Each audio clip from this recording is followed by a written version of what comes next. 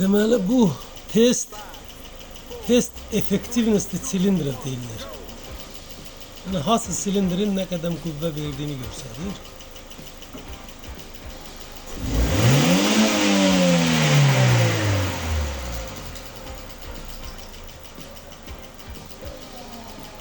Ve ben maşınımın, motorumun birinci silindiri çok zayıftır.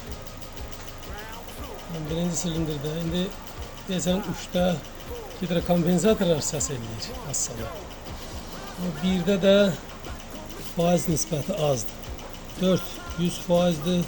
2 gene pistol. 3 birden 3 mesela problemi var. O da kompresiya yaxşıdır. Skoriya var.